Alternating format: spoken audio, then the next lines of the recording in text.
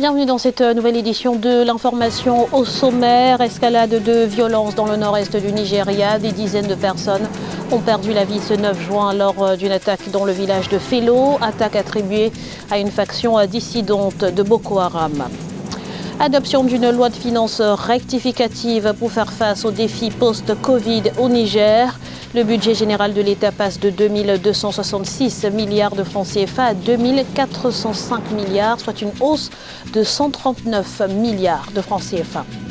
Et puis baisse pour un mois supplémentaire de 23% de la production de pétrole au Gabon. Objectif affiché, soutenir la hausse des prix qui ont connu un niveau historiquement bas pendant la crise sanitaire.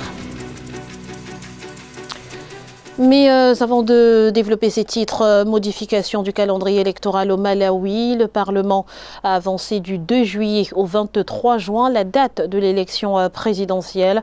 Un changement qui vise à respecter la décision de justice selon laquelle les résultats du nouveau scrutin devaient être publiés au plus tard 150 jours après l'annulation pour fraude de la réélection de Peter Mutharika. Notons que 3 candidats ont été enregistrés pour ce scrutin présidentiel. Le président sortant Peter Mutharika, son rival Lazarus Chakwera de l'alliance MCP-UTM et Peter Kouani, le chef du MMD.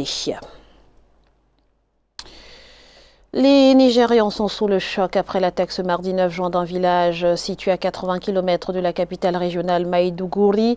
Le bilan est très lourd, 69 civils tués. L'attaque terroriste est une nouvelle fois attribuée à ISWAP, une faction dissidente de Boko Haram qui ne cesse de sévir dans la région, s'attaquant aux forces armées loyalistes et aux civils. On fait le point tout de suite avec Zahra Mohamed Mouchou et Amenedi. Le nord-est du Nigeria, endeuillé par une nouvelle attaque terroriste. Au moins 69 personnes ont perdu la vie mardi 9 juin lors d'un attentat perpétré contre le village de Felo dans le district de Gubio. L'annonce a été faite par la force opérationnelle civile mixte. Des individus armés se seraient rendus sur les lieux, tirant sur des habitants qui tentaient de fuir les violences. Les corps jonchaient le sol sur une vaste étendue car les assaillants poursuivaient leurs victimes, leur tirant dessus et les écrasant avec leurs véhicules. Gubio, à 80 km de la capitale régionale Maïdougouri, a été à plusieurs reprises pris pour cible par des groupes armés. L'opération de ce mardi est attribuée aux combattants du groupe État islamique en Afrique de l'Ouest, une faction dissidente de Boko Haram. L'attentat survient après l'assassinat de combattants terroristes par une milice locale d'autodéfense. Le fait aujourd'hui que le gouvernement soit obligé de recourir à des milices qui ne sont parfois pas contrôlées par l'armée pour gérer la crise terroriste, elle révèle en fait un certain dilemme vis-à-vis de la gestion du terrorisme. En réalité, le gouvernement fédéral, aussi bien qu'au niveau local, il y a une difficulté à pouvoir juguler cette menace terroriste, qui est d'ailleurs une réalité. C'est très difficile, aussi vrai que l'armée nigériane soit forte de plusieurs milliers plutôt de contingents. C'est très compliqué pour elle d'arriver à bout de ces groupuscules terroristes qui pullulent un peu partout dans un grand pays comme le Nigeria. Le groupe État islamique en Afrique de l'Ouest multiplie les attaques meurtrières, ciblant l'armée et de plus en plus les civils, notamment dans les villages, qui pour se protéger des vols de bétail à répétition, forment des milices pour garantir la sécurité. Depuis 2009, l'insurrection terroriste au Nigeria a fait 36 000 morts et plus de 2 millions de personnes déplacées. Au Niger, les parlementaires ont adopté ce 9 juin avec 118 voix pour et 34 contre une loi de finances rectificative pour l'exercice 2020. Elle prévoit une hausse de 139 milliards de francs CFA du budget initial afin de relever les défis post-coronavirus. Les détails dans ce reportage de Sadou Alizé Mokhtar, notre correspondant au Niger. De 2266,15 milliards, le budget général de l'État du Niger pour l'année 2020 passe à plus de 2422 milliards de francs CFA, soit une augmentation de 6,89%. Ce collectif budgétaire a été approuvé par 118 députés sur les 171 qui composent le Parlement nigérien afin de prendre en compte la gestion de la riposte à la pandémie du coronavirus qui sévit au Niger depuis mars 2020. Une pandémie qui a engendré des conséquences néfastes sur le plan économique comme la réduction des recettes de l'État. La crise du Covid-19 a eu comme conséquences économiques et financières, au-delà de ses conséquences sanitaires, l'arrêt des activités, la perturbation du commerce. C'est tout ça qui a conduit à une révision du budget. Les priorités du gouvernement ont été de répondre d'abord à la prise en charge des questions sanitaires. C'est pour cela qu'une enveloppe a été allouée de plus de 20 milliards. Selon le gouvernement, la perte de recettes est évaluée à 199 milliards, dont 78,4 milliards au titre de la Direction générale des douanes, plus de 117 milliards au titre de la Direction générale des impôts et 3 milliards au titre des recettes non fiscales. Pour faire face à la crise, le gouvernement a élaboré un plan de riposte évalué à un montant de plus de 1438,40 milliards de francs CFA. Les 34 députés de l'opposition parlementaire l'ont rejeté, lui reprochant de ne pas tenir compte des vraies préoccupations du peuple nigérien. Au lieu de ravitailler les formations sanitaires en médicaments, parce qu'ils en sont dépourvus, c'est des dépenses de prestige, ils ont remanié ce budget-là pour se faire prévaloir, en tout cas à l'extérieur, pendant que le peuple, le contribuable nigérien, est en train de souffrir. Selon les dernières statistiques du ministère de la Santé arrêtées au 9 juin 2020, le Niger a enregistré 973 cas de coronavirus, dont 65 décès. Prudence au Maroc, alors que le déconfinement était attendu. Le chef du gouvernement, Saïdine El Othmani, a plutôt annoncé devant les parlementaires ce mercredi un assouplissement des mesures de confinement, un assouplissement temporaire assorti d'un bilan hebdomadaire de la situation épidémiologique. Si les indicateurs sont au vert, le Royaume pourra alors passer à la deuxième phase du déconfinement qui implique plus de mobilité entre les provinces, la reprise du tourisme interne, mais également des autorisations plus élargies aux entreprises et au commerce. En Libye, l'inversion du rapport de force dans le conflit au profit du gouvernement d'union nationale se fait ressentir au niveau du secteur pétrolier. Plusieurs champs fermés depuis quelques mois reprennent progressivement leur activité.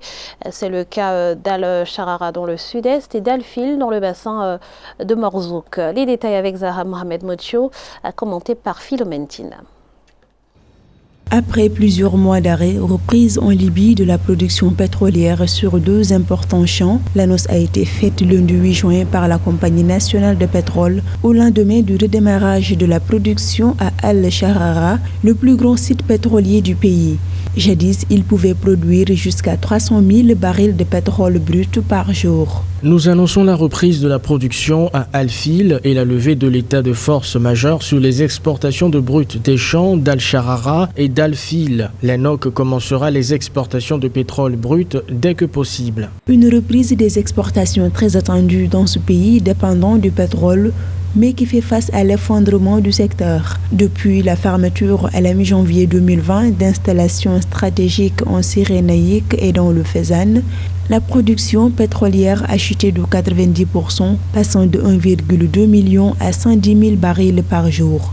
Une chute drastique intervenue lorsque les forces armées alliées au maréchal Haftar ont décidé de bloquer les sites et terminaux pétroliers essentiels. Les revenus pétroliers restent l'une des principales sources de financement et d'exacerbation de la guerre en Libye. Le fait que le maréchal Haftar ait perdu notamment depuis quasiment avril 2019 de nombreux terrains en raison des défaites successives, cela va alors davantage affaiblir son camp, l'absence de contrôle alors des champs pétroliers libyens. Nous allons certainement peut-être, si les principaux alliés du maréchal Haftar désistent à le soutenir, nous arrivons certainement vers la fin de la guerre en Libye. La relance de la production pétrolière peut être un signe d'espoir pour le secteur qui se trouve en plein marasme financier avec des pertes qui se chiffrent à plus de 5,2 milliards de dollars en raison de l'offensive déclenchée par le maréchal Khalifa Haftar qui cherche depuis avril 2019 à prendre le contrôle de la capitale Tripoli, mais qui en a récemment perdu le contrôle face aux forces du gouvernement d'union nationale.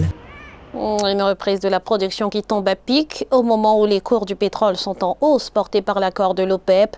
Et pour maintenir la dynamique, les pays membres de l'organisation ont convenu d'étendre d'un mois la réduction coordonnée de leur offre. Au Gabon, cela se traduit par une baisse de 23% de la production pétrolière. Nathalie Mo. Le Gabon va réduire de 23% sa production de pétrole brut. Le pays compte ainsi participer à l'équilibre de l'industrie pétrolière mondiale. La décision a été prise au cours d'une réunion par visioconférence des pays membres de l'OPEP tenue le 6 juin 2020. L'objectif ici est de consolider les remontées de cours du pétrole qui avaient chuté à $15 en avril dernier pour se situer aujourd'hui autour de $40. Le ministre gabonais du pétrole Vincent de Paul Massassa a indiqué que son pays avait souscrit à cette décision de manière volontaire. Pour cause, le pays qui exploite des puits matures va inéluctablement voir sa production baisser du fait du déclin naturel de ses installations. Les technologies existent pour aller vers des puits qui sont à maturité, mais encore une fois, ils coûtent un peu plus cher. Et si le prix de vente n'est pas suffisamment bon, ça ne sert absolument à rien de faire de la pratique qui engendre des coûts supplémentaires. C'est pour ça qu'on choisit d'attendre que les prix remontent. La 11e réunion ministérielle de l'OPEP et non OPEP a confirmé les dispositions comprises dans le cadre de l'accord d'avril et a prolongé les réductions de production de 9,7 millions de barils par jour jusqu'au 30 juillet 2020. On en vient à présent à l'économie égyptienne et à la baisse des réserves de change. Rien ne va plus car la chute observée depuis quelques mois se poursuit. Au mois de mai, la baisse enregistrée s'est élevée à $1 milliard en raison notamment de la crise sanitaire mondiale. Les précisions dans ce sujet de la rédaction. Les réserves de change poursuivent leur baisse en Égypte. La chute est importante. $1 milliard supplémentaires au terme du mois de mai 2020 a alerté dimanche 7 juin la Banque centrale qui a annoncé que les réserves s'élevaient désormais à $36 milliards et l'ampleur des sorties de fonds pourrait être plus élevée. L'argent n'entre pas parce que l'économie est en train de suffoquer. Une partie des devises est en train de sortir malgré son état pour aller honorer le service de la dette. Une conjoncture économique aggravée par l'impact économique du coronavirus. Pour soutenir le pays, le Fonds monétaire international et le gouvernement égyptien sont parvenus le 5 juin à un accord de principe sur le versement d'une aide d'urgence de $5,2 milliards pour faire face à la pandémie. Cela permettra à l'Égypte de préserver les avancées de ces 3 dernières années, tout en renforçant la capacité du pays à afficher une reprise durable, une croissance et une création d'emplois plus inclusives sur le moyen terme. Face aux répercussions liées à la Covid-19, les autorités égyptiennes envisagent également de réduire les montants acceptés des bons du Trésor et des offres d'obligations émises en monnaie locale jusqu'à la fin de l'exercice 2019-2020 qui s'achève ce mois de juin. Ce journal a été réalisé par l'ensemble de la rédaction. Merci pour votre fidélité. Restez sur Africa 24, l'information continue.